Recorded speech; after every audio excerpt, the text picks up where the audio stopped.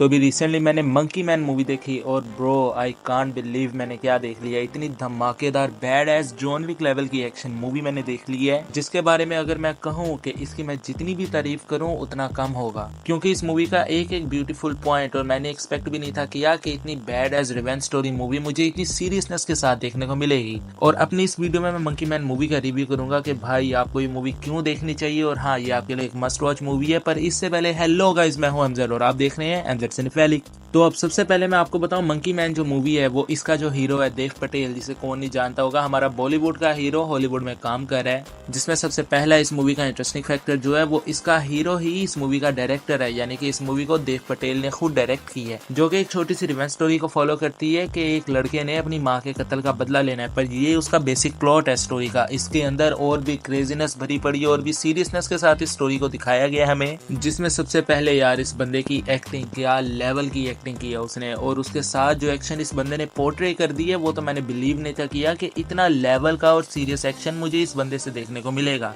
उसके बाद इस मूवी की स्टोरी लाइन को जिस ब्यूटीफुल वे में चलाया गया है भाई, आप इस मूवी के अंदर डूब जाओगे। आप इतनी ब्यूटीफुल चीज को विटनेस करोगे कि इंसान की जो सिंपैथी, इंसान का मोटिव होता है जिंदगी में कुछ करने का, वो उसको किस हद तक लेके जा सकता है। चाहे उसके रास्ते में कितनी भी डिस्ट्रैक्शंस ना आए, चाहे उसे रोकने वाली दुनिया जमाने के लोग क्यों ना हो, पर वो बंदा अगर अपने मोटिव के साथ जुड़ा रहा तो वो बंदा अपने विल पावर और अपने सेल्फ बिलीफ के साथ पूरी वर्ल्ड को कॉन्कर कर सकता है। और सेम यही चीज, सेम यही एलिमेंट हमें इस कैरेक्टर से भी देखने को मिलता है कि आपके रोकने वाले क्यों ना हो, पर अगर आपका मकसद सच्चा है, आपके पास लड़ने के लिए कोई वजह है, तो आप अपने मकसद में जरूर कामयाब होगे। बस आपको अपने ऊपर यकीन रखना है और जैसे जैसे आपको फ्लो लेकर जा रहा है उसी तरह आपने मूव ऑन करना है। और उसके बाद जो सेकंड मेन फैक्टर है इस मूवी का वो है इसका एक्शन। और एक्शन से मुराद कोई जॉन विक लेवल के एक्शन नहीं है, क्योंकि जॉन विक तो बस लोगों को मार ही जाता है। अगर वो एक दफा स्टार्ट हो गया उसको रोकने वाला कोई भी नहीं है। पर जो इस कैरेक्टर में मैं डिफरेंशिएट कर पाया वो ये कि इसके पास लड़ने के लिए एक मकसद था। जॉन विक तो अपने कुत्ते के पीछे लड़ता है,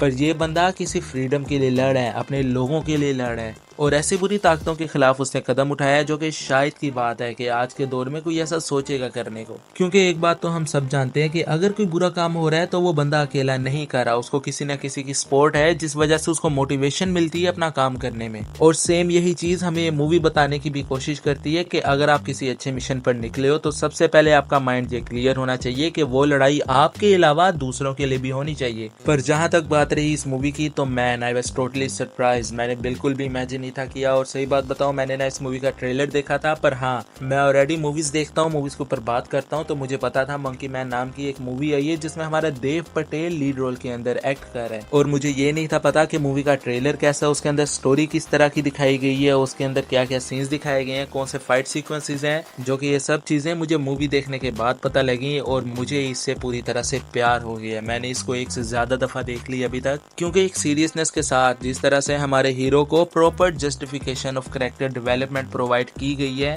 वो चीज इस मूवी की स्टोरी लाइन की सबसे बड़ी डिमांड थी कि हमारा कैरेक्टर किस हद तक जा सकता है। कि यार जैसे जॉन विक को रोकने वाला कोई नहीं था तो इसको रोकने वाले बहुत हैं। इसके रास्ते में डिस्ट्रैक्शंस आई, इसको रोकने के लिए काफी सारी ताकतें आई, पर जैसा मैंने पहले कहा, आपको खुद के ऊपर यकीन हो, आपके इरादे मजबूत हो तो यकीन मानो आप पूरी दुनिया फतह कर लोगे। जो कि सेम चीज हमें केजीएफ मूवी में भी सुनने को मिली थी, जब उसकी माँ कहती है कि अगर तुम्हें भरोसा हो कि 100 लोग तुम्हारे साथ खड़े हैं तो तुम एक जंग फतह कर लोगे, पर अगर उन 100 लोगों को तुम्हारे पर भरोसा हो कि तुम उनके साथ खड़े हो तो यकीन मानो तुम पूरी दुनिया फतह कर लोगे। और एग्जैक्ट इसी चीज के ऊपर इस मूवी की पूरी स्टोरी लाइन बेस्ड है कि शुरुआती वक्त में तुम्हें कुछ जंगें अकेली लड़नी पड़ती हैं, पर जब जब तुम्हें अपने ऊपर भरोसा होता है, तुम अपने इरादे मजबूत रखते हो, तुम किसी भटकावे की तरफ नहीं जाते, तो लोगों को भी तुम पर यकीन होना शुरू हो जाता है, जिसके बाद कामयाबी तुम्हारे नजदीक आती है। बस तुम्हें रुकना नहीं चाहिए। और इसी चीज को पोर्ट्रे करने में मूवी के जिस फैक्टर ने सबसे ज्यादा जान दिखाई है वो है मूवी का एक्शन और इस बंदे की एक्टिंग।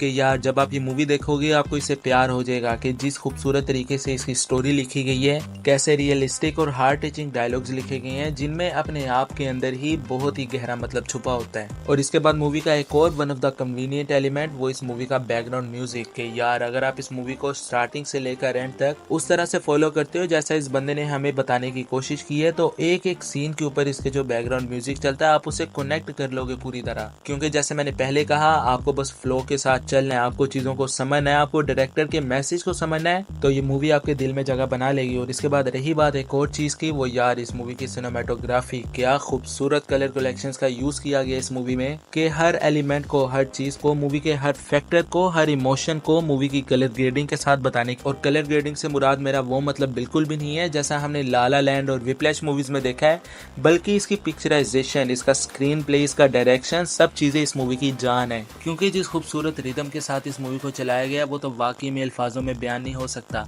जो कि हाँ आपको मूवी देखकर पता लगेगा। और अगर आपने नहीं देखी तो जाओ अभी देखो, आपके लिए ये मूवी मस्ट वॉच है। और अगर रही बात इस मूवी में नेगेटिव एलिमेंट कौन सा था, तो वो आ जाकर एक ही बनता है कि आप इसको अपनी फैमिली के साथ नहीं देख सकते बिकॉज ऑफ सम रीजंस। पर इसके अलावा अगर मैं कुछ दूसरे नेगेटिव पॉइंट्स आपको बताऊं तो मुझे मूवी में कुछ खास नहीं लगे, क्योंकि मूवी का जिस तरह से मैसेज कन्वे करने का तरीका था वो बहुत ही हार्ट टचिंग आपको लगता है कि अगर आप इस मूवी के फ्लो के साथ एक दफा चल पड़े तो आप इस मूवी को बिल्कुल डीपली अंडरस्टैंड कर पाओगे। ये मूवी आपको अपनी पिक्चराइजेशन से, अपने म्यूजिक से, अपने एक्शन सीन से, अपनी सीरियसनेस के साथ कौन से मैसेजेस प्रोवाइड करना चाह रही है वो आप बिल्कुल अंडरस्टैंड कर लोगे। जिसके साथ एक और चीज, जो विपिन शर्मा का कैरेक्टर था उसको तो मैंने बहुत देर के बाद पहचाना कि भाई ये बंदा क्या परफॉर्मेंस कर गया इस मूवी के अंदर। और इसके साथ आपको कुछ और नाम भी मूवी में देखने को मिलेंगे जिन्हें आपने पहले भी देख रखा है और उन्होंने बहुत ही जबरदस्त परफॉर्मेंस दी अपनी इस मूवी के अंदर। और यहाँ पर ही इसी चीज का जो सारा क्रेडिट है वो मूवी के डायरेक्टर को जाता है, क्योंकि देव पटेल इसका मेन हीरो है, देव पटेल इस मूवी का डायरेक्टर है। जिसमें एक और चीज कि आप समझ जाओगे मैं इस मूवी को इतना डीपली अप्रिशिएट क्यों कर रहा हूँ, वो ये कि इसके वन ऑफ द प्रोड्यूसर्स में से जॉर्डन पील का भी नाम आता है। और इस बंदे ने खुद नोप और गेट आउट जैसी मूवीज को डायरेक्ट की है, जिसके बाद आप समझ गए होगे कि भाई ये मूवी भी अपने अंदर क्या पोटेंशियल रखती है। और एक और चीज कि इस मूवी की स्टोरी को प्रेजेंट करने में थोड़ा बहुत हनुमान का भी रेफरेंस का यूज किया गया है। जिसके बाद एक और इंटरेस्टिंग फैक्टर मैं आपको बताता हूँ, और इस मूवी को हनुमान जैसे रेफरेंस और देव पटेल जैसे ग्रेट एक्टर होने के बावजूद इंडिया में रिलीज नहीं किया गया, क्योंकि जो इंडिया का फिल्म बोर्ड है उन्होंने कहा कि भाई आपकी मूवी के अंदर काफी सारे R-rated ब्रूटल एक्शन सीन्स हैं जो कि हम अपने कंट्री में नहीं दिखा सकते, ये हमारा फिल्म बोर्ड इंडिया में अलाउ नहीं करता। जिसके बाद यूनिवर्सल स्टूडियोज ने कहा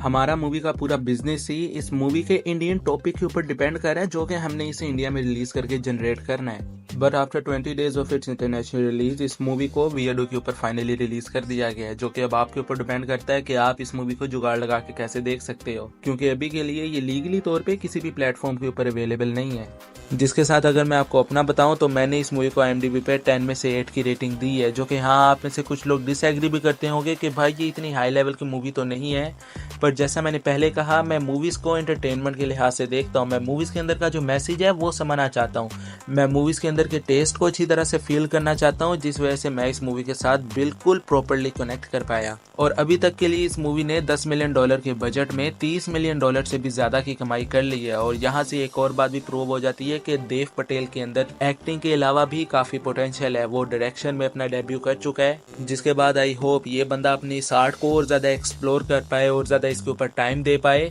जिससे हमें भी काफी ज्यादा बेहतरीन और काफी ज्यादा गुड पोटेंशियल वाला कंटेंट देखने को मिले। पर अभी तक के लिए आपके मेरी इस वीडियो के बारे में क्या थॉट्स हैं, आपने मूवी देखी, आपके क्या ओपिनियंस है, मुझे कमेंट से जरूर बताना है। Respect everyone. और इसी तरह मैंने सिडनी स्विनी की इमैक्युलेट मूवी के ऊपर भी बात की है, उसका लिंक डिस्क्रिप्शन में मिल जाएगा, वो जरूर चेकआउट कर लेना। और आपको ये वीडियो अगर पसंद आई हो चैनल को सब्सक्राइब जरूर करना। मैं मिलूंगा आपसे अपनी अगली वीडियो में। So till then be सिनेफेलिक।